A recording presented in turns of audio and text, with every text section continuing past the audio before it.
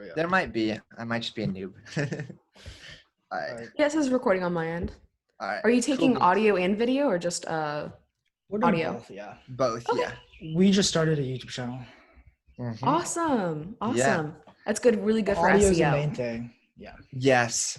Unfortunately, Yeah, I mean, who wouldn't want to see our pretty faces, No. But okay, guys, welcome back to the, I think, 30th episode of The Mindset Effect, actually. So today we have Ava Wettrick, who we're interviewing. So Ava, you are actually only the second girl that we've interviewed. So we need to up our game on that. But Dang. So, yeah. The I'm glad you're first one, keeping track. yeah, well, it's because there are so few of them, honestly. We need to really be Mhm. better at that. It's so funny. The first one that we did, we had like so many extra views, like double the amount of views, probably just because it was a girl and people are like, finally got some like diversity in there. So we're going to be better on that. But yeah, so a little bit, a little bit more about you. So you're very young and ambitious, just like us. You're running your own media company, MentorZ Media, with a Z, by the way.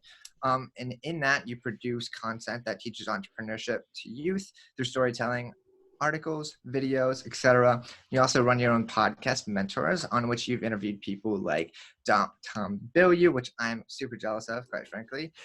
So thank you so much for coming on, since I didn't actually say that yet. But so first question, just because I'm curious, what was that like interviewing Tom Bilyeu and like people that are big like that? Oh man, it was really scary. And sometimes I get myself into situations where I set up an interview for somebody and the research process is always interesting. I've really upped my research process, but in the past some people I didn't really know who I was getting involved with.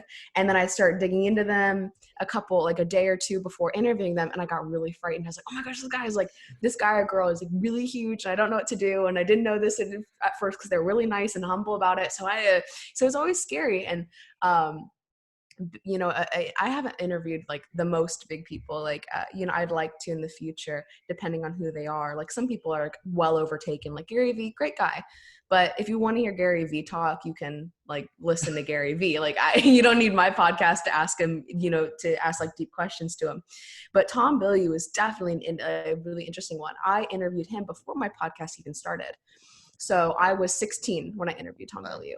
And it was very frightening. I was in my parents' walk-in closet because it has great muffled sound. It's awesome. I will always recommend, if you're starting out, just record in your closet because all the clothes mask everything else that's happening. And he couldn't see my face. I couldn't see his. And I was completely fine with that because I was cherry red, like strawberry red. I was so nervous, so embarrassed. And my dad was kind of leaning over my shoulder a lot, checking in on me a couple times. And that freaked me out too. And every time I'd ask him a question, I would run out of breath essentially at the end of everything. So everything kind of either ended up in an uptick or like you kind of wheeze and you run out of breath. And I like literally right when he started talking after every one of my questions, I would duck down and catch my breath so the mic couldn't pick it up. I was so terrified. But when I got later on into the interview, like in the very middle to the very end, I just got really comfortable or just more comfortable with him. And I was like, you know what, this isn't horrible. Like I enjoy talking to one of my idols. And it was super cool to me, but no one at my school really cared. I was telling people, I was like, oh my gosh, I get to interview this really cool guy. And they're like, who's he? And I was like, oh, we don't give a shit. I'm like, okay, like, it's okay, it's fine. But I super enjoyed it. It's like, it was one of my most scariest moments as an interviewer, but also just like one of the things I loved the most was I think it's always pretty intimidating to talk to someone that you admire.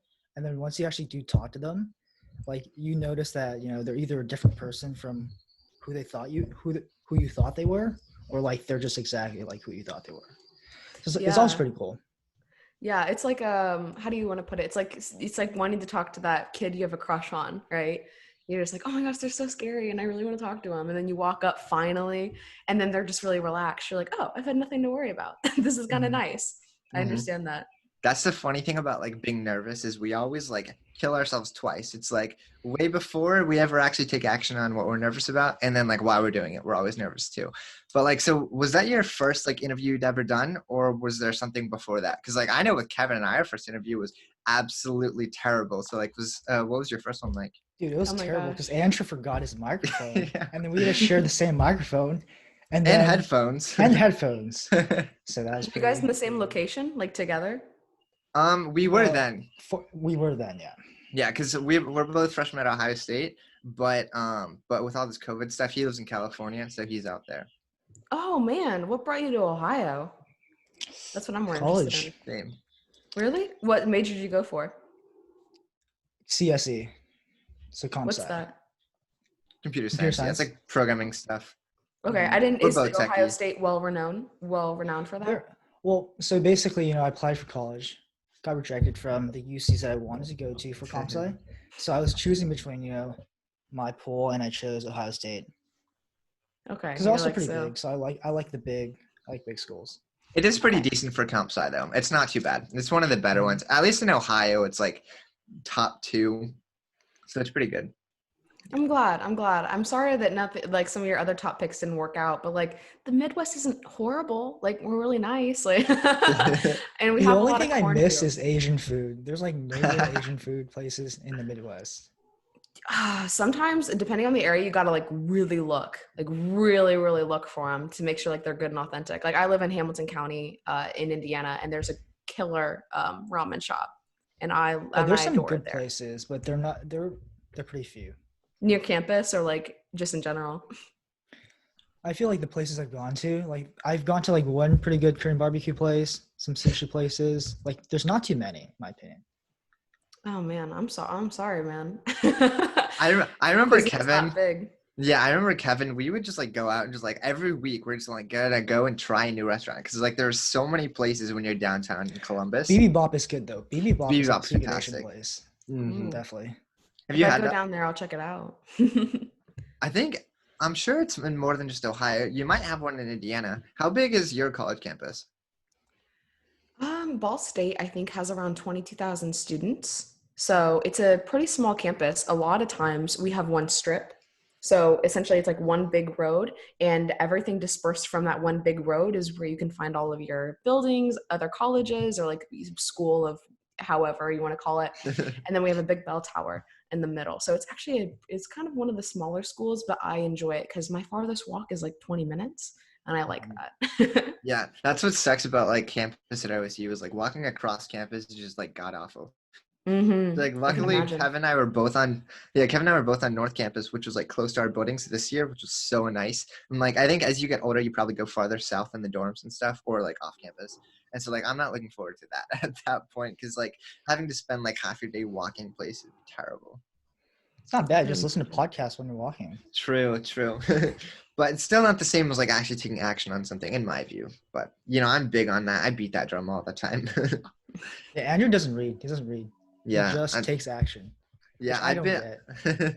Yeah, I'm not a super big fan of books. Yeah, what are your thoughts on that? What are your thoughts on reading? Do you think reading is important? Me? Oh man, I apologize for the. You're good. I didn't even know we had a home line. This happened during another podcast I was interviewing someone with. If it makes you feel better, it makes it feel like we're in the room together. It's just more homey, I guess. You can hear my dog barking, right? But I enjoy reading and I love reading. It's one of my favorite pastimes, and it's always has been ever since I was in middle school. So I'd read a ton of series. I'd just destroy books all the time, and I'd get in trouble for class for reading because I was so involved. But it was honestly, it was my later high school years in college that really taught me that reading actually has knowledge to it. Like, they're not just stories. I used to think, oh, well, reading and books are knowledge because the stories can teach you things. And that's true. It's really true. But I started actually reading more nonfiction, self-help or self-development or neurology. I love neuroscience books. And I really got to learn from there, and I super enjoyed it. And so usually my goal is to bust out a book a week, and I can usually do that. It's very achievable for me.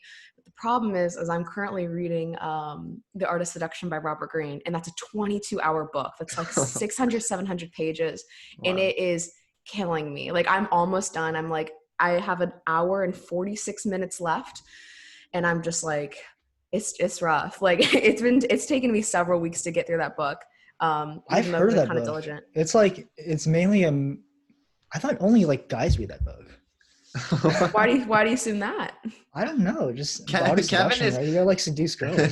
It's not it's always guys seducing girls. Never girls seducing guys. Oh, that's actually, if you want to read it, I really do suggest it. I think Robert Greene's like Art of Seduction is a book that no one really talks about because it's too powerful. Does that make sense? Like it's way too OP'd. Because 48 Laws of Power, you can you can watch someone enact 48 Laws of Power. It makes sense.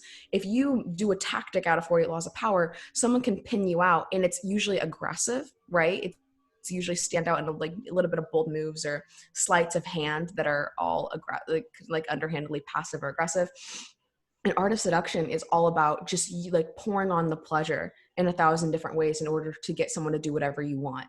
And it's insane. So Oh, it's like so it's much more more of a subtle. psychology book. It's more of a psychology book. Yeah, all Robert Greene's Okay. book are psychology. But like in terms of manipulation, which Robert Greene is a master in terms of in human nature, 48 Laws of Power is that more aggressive, tactile business world.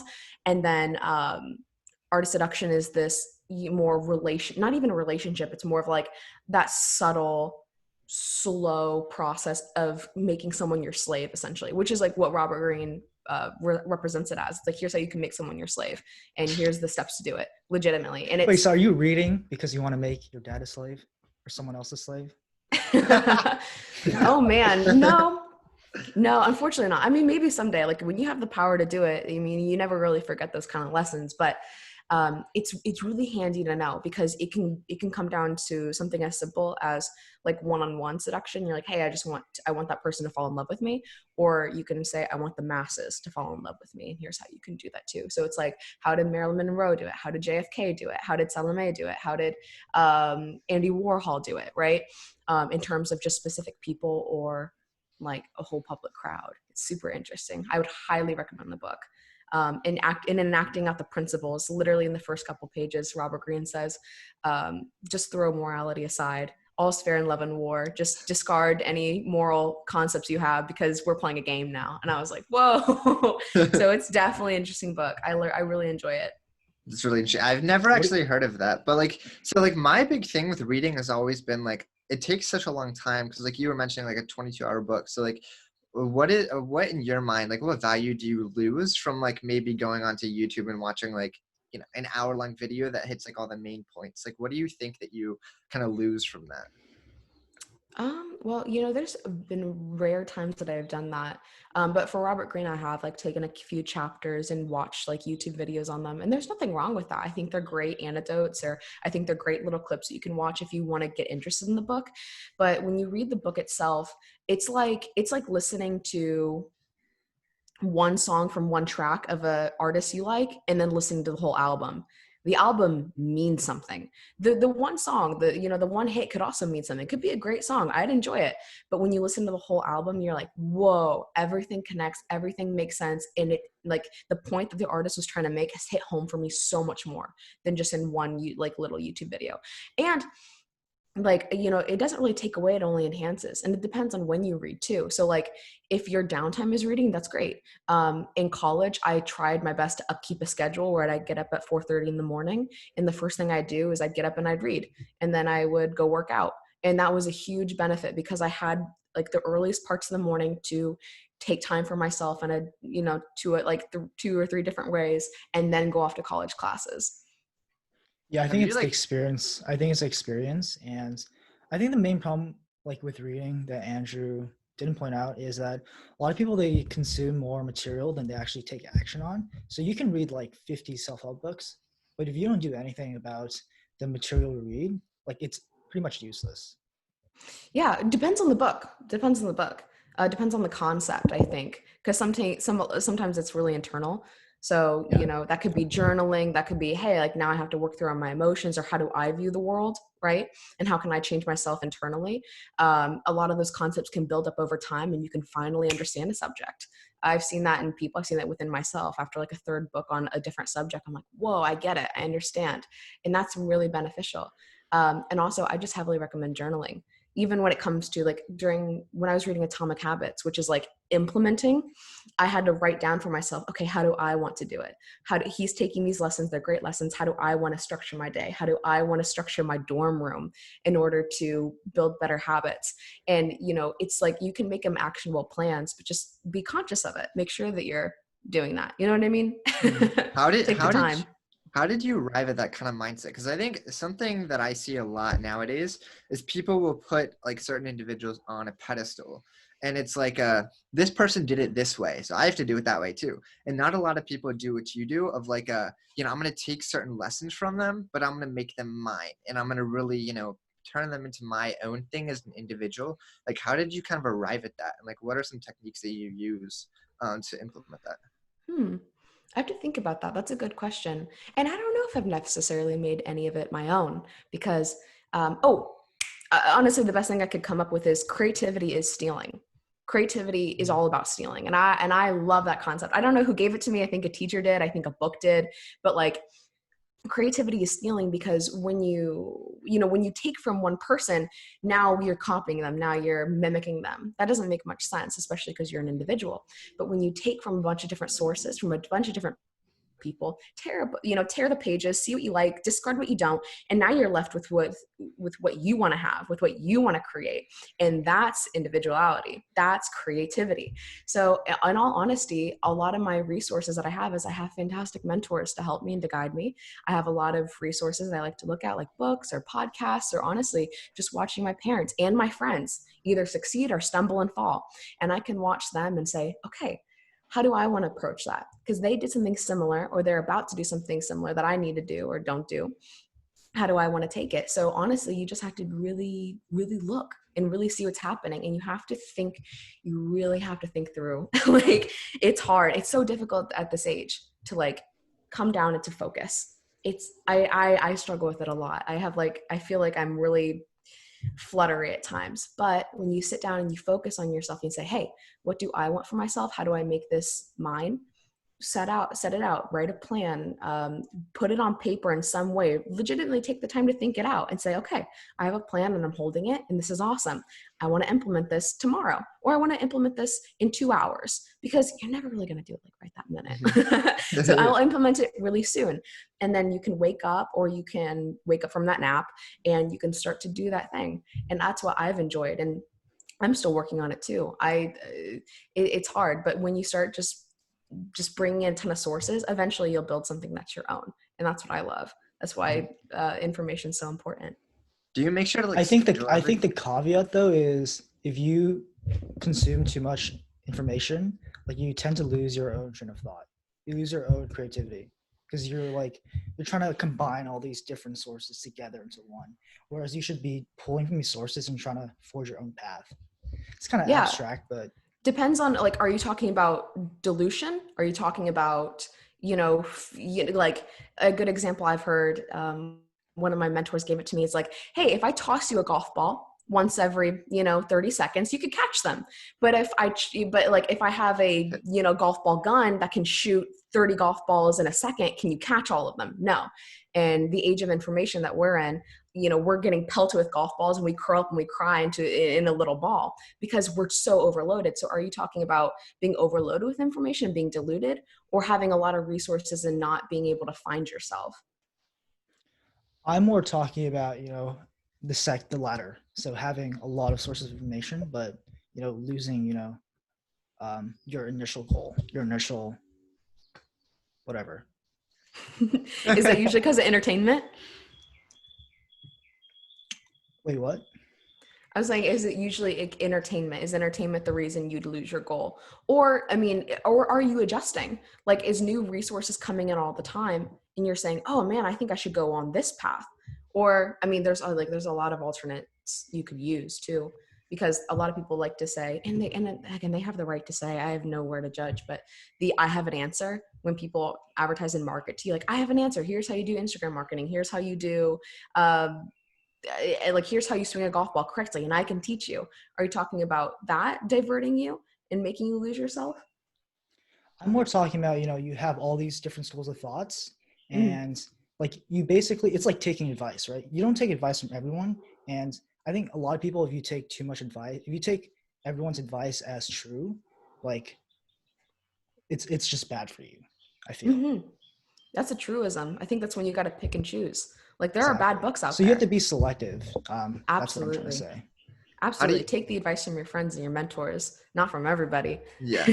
What kinds of like things? Because like, even sometimes mentors might give you advice that you think is bad advice. Like, so something that's really important for me is like for whatever piece of advice that I'm given, I have to believe in it. Like, because there are so many instances of people doing things that honestly sound stupid, and I guarantee you probably couldn't find a single person on the planet that'd be like, this is a good idea, but somebody did it anyway and it worked out. So like, for example, like Elon Musk running Tesla and SpaceX at the same time, I guarantee you nobody was like, that's a fantastic idea, do both at the same time, this is totally going to work out. And it's like, he believed in it, he did it anyway, and it really worked out for him. And so like, obviously those might be really rare, but like, how do you kind of differentiate that of like, even though I don't believe in this, I'm still going to do it? Or like, is it, I have to believe in this to do it? I don't know, especially when it comes to taking advice. Like, if you trust that person a lot, go ahead and do it. I mean, I bet that Elon Musk had a lot of investors or stakeholders or his own mentors that said, hey, not a lot of people can do this, but I know that you can, right? So he might have had that advice to help him, go pursue. And then he also had a lot of outside opposers saying no, but I'm going to, theoretically, if he had all these people saying yes to him, close to him, I'm going to bet that he took the yes and ran with it as he would. Just make sure it's people that you trust. Honestly, make sure it is people that you trust and that have like the best intentions for you, because not everyone has the best intentions for you. And if they say, hey, jump, and you're like, I trust you, I think I should jump, how high should I jump? That's what I would usually like to do. Or if they say, hey, Ava, jump, and I'm like, should I? Like, what happens if I jump? They say, okay, well, here's what happens if you jump. And I'm like, that makes sense, I'll go ahead and jump. Just logically thinking it out. Interesting. So like, you were talking about them saying like, oh, this is what will happen. But it's funny because like a lot of times in life, nobody knows what's going to happen. And so that's one of the really interesting pieces about taking advice is like, there are so many times where someone might do something and it has the completely opposite result than like if someone else would do something. And so like, would you say that you're somebody who like takes a lot of the risk because, any kind of, stepping outside those bounds is like really taking the risk. And so like, how do you balance like the risk you want to take and the risk you don't? How do I balance the risk I want to take and the risk I don't? There's a lot to your question. I'm going to try to dissect a lot of it. I mean, when it comes to mentors giving that advice, again, like, trust in the people you want to trust in and take the advice at your own risk. Like, if it doesn't work out, it doesn't. And then when you were mentioning there's a level of unpredictableness, totally understandable. But I also know that human beings are really predictable, really, really predictable. So most of the time, if you know the person well enough, you'll know their outcome. Like, if I gave my friend advice because she was doing dumb things, I'd say, hey, I love you, you're doing dumb things, can you not do the dumb thing? She'd say, sure. And if I kind of knew in my heart that she was going to go do it anyway, I just might not give her the advice in the first place. Like, people are really predictable. So you usually cater your advice to that person to help them. Or if you're a really great mentor, you help them, you guide them along, because they might be confused and scared. And they might have not interpreted what you said to be true, or they might have thought it was something else. So making sure you're clear and concise. And then when it comes to risk management, I don't. Like, I don't take huge risks.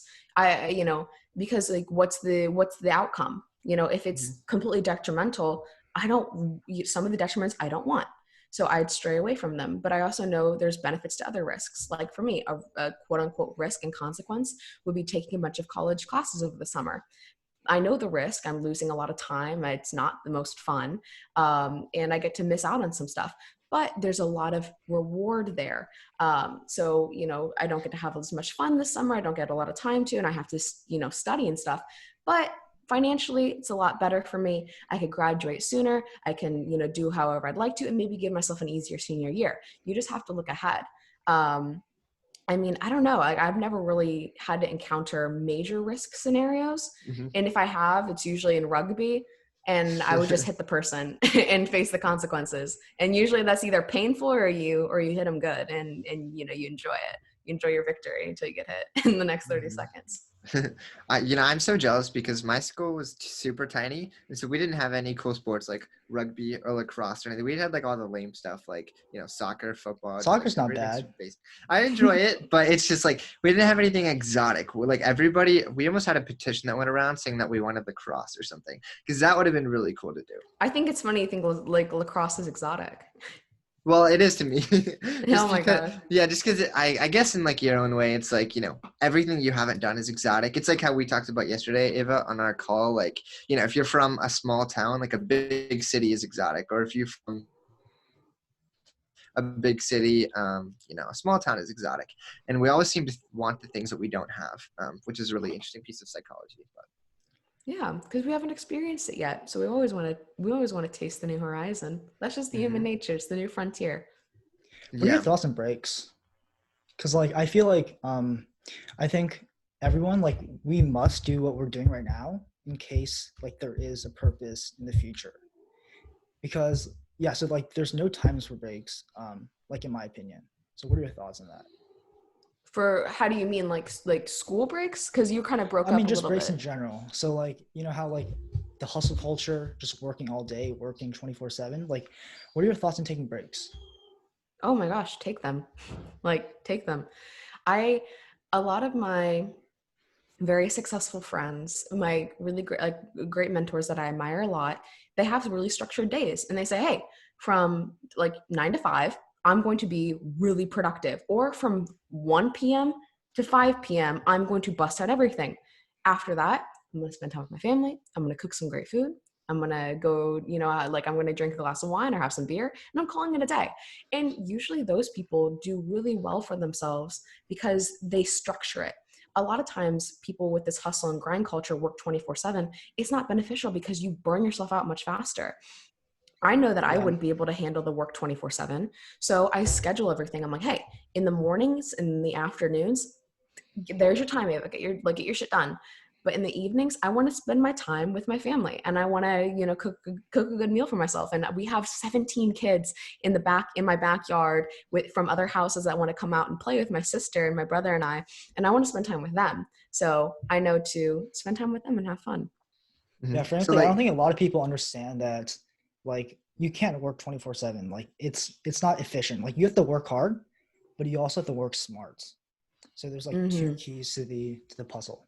I think you just have to be like sane. Like, I don't get it. You have to be a sane person.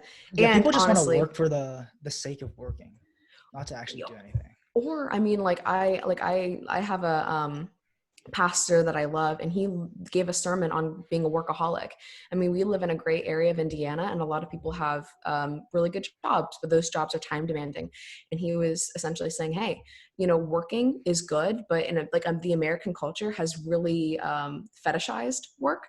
So, you should like hustle and grind, work 24/7. But the problem is being a workaholic, you literally can't stop working because you start to build this anxiety, you start to build this fear, or you feel like you're doing nothing. Either way, you start to get really pent up on the inside and you feel like you constantly have to keep doing stuff.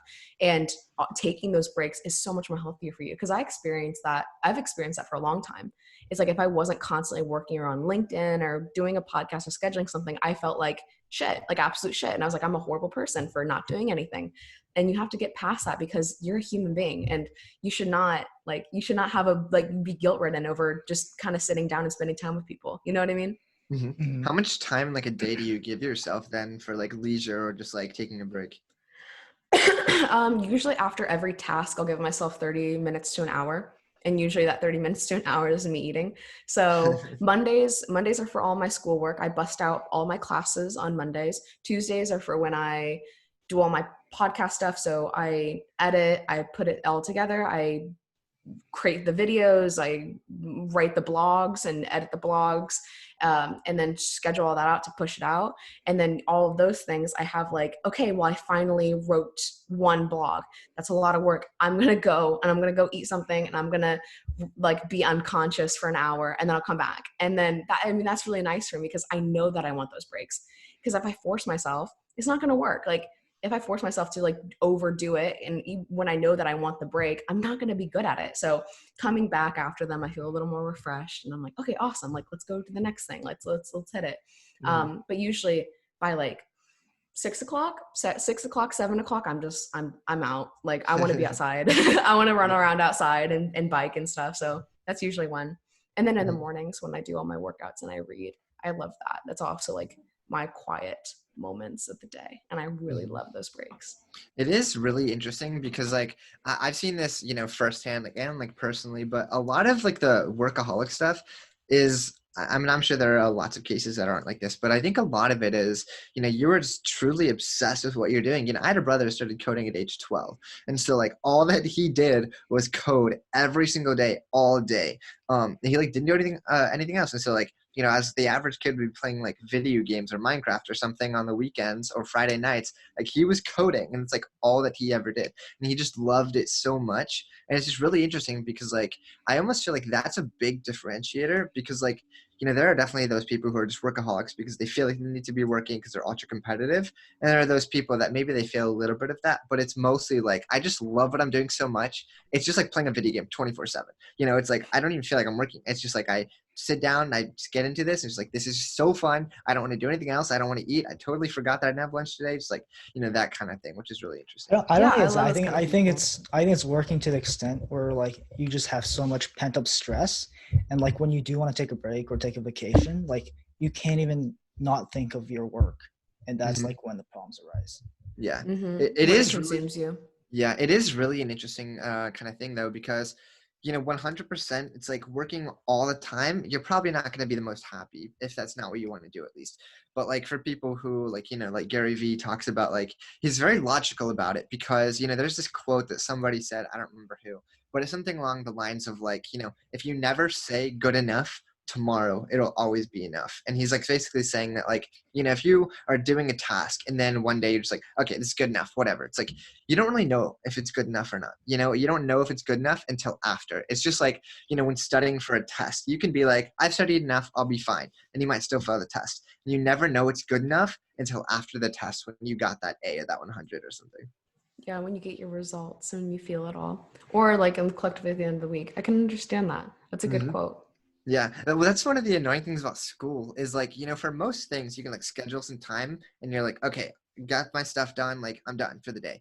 But like with school, it's like you never know if you studied enough until after the test is over. And so you get into this kind of thing where it's, I have to keep studying until I'm done with this test. And then the next week there's another test. And the next week there's another test. And it just takes up so much time because you never feel like you're quite ready enough, which is That's the why you most gotta aggravating plan. thing. Like if you know the dates of the test, if you plan accordingly, like an hour each day of studying, like it's not hard to get a good score on the test. Like that's what I did for college, and I got pretty good grades.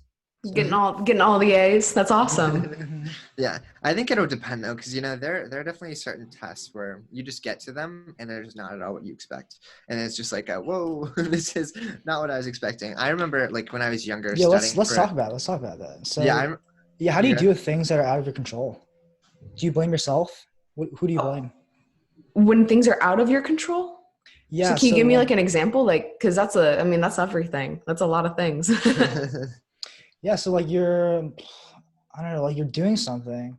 So let's say you're just like, so like coronavirus, perfect time. So we have a bunch of small businesses. We have people starting their new businesses and Corona happens. So, and they can't even start the business and it just goes all out of whack. How do you deal with it? Yeah. Someone that I really love to pull from is Jocko. Are you guys familiar with Jocko? I'm familiar, but I'm not sure. Okay, so like he wrote books, Discipline Equals Freedom, The Dichotomy of Leadership. He has several kids' books out. I think he has a third book that I'm forgetting the title of, but he's a fantastic man.